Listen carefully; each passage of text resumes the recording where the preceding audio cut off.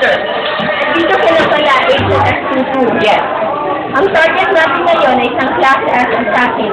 Pero bago siya naging assassin, natakot siya sa ilang kaso tulad ng estafa, pagnanakaw ng mga alahas, pyramid scams at illegal recruiting. Gumagamit siya ng iba't ibang pangalan kaya hindi natin masusunod ang kanyang totoo pagkakasilanlan.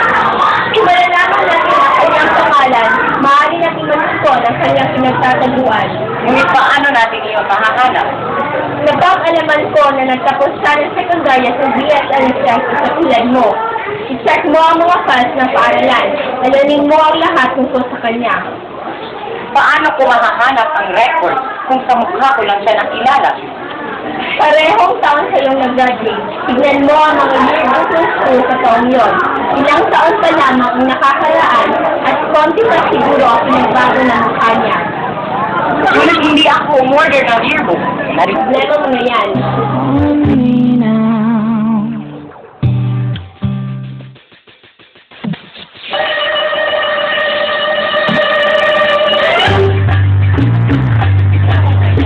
May nakita na akong yearbook.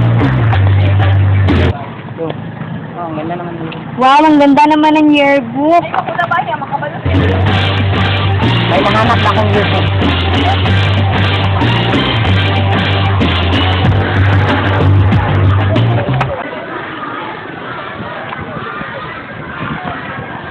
Ito na yung mga yun.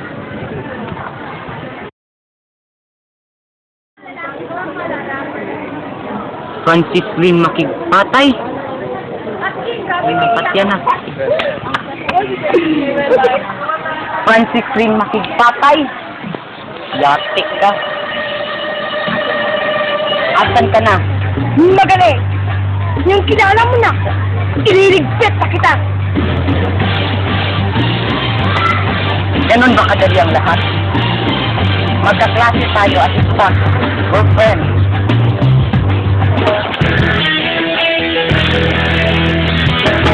Lilipad ako para lang sa'yo. Lilipad ako sa dulo ng mundo. Ang lahat ng to'y para lang sa'yo.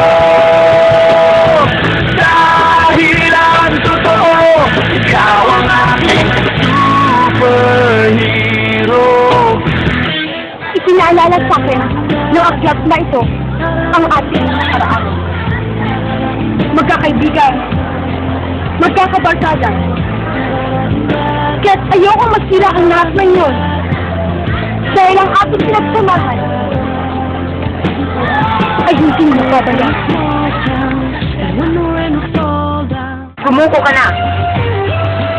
Sige, susuko na ako. Pero sa isang kondisyon, huwag mo kalimutan ang ating nakaraan.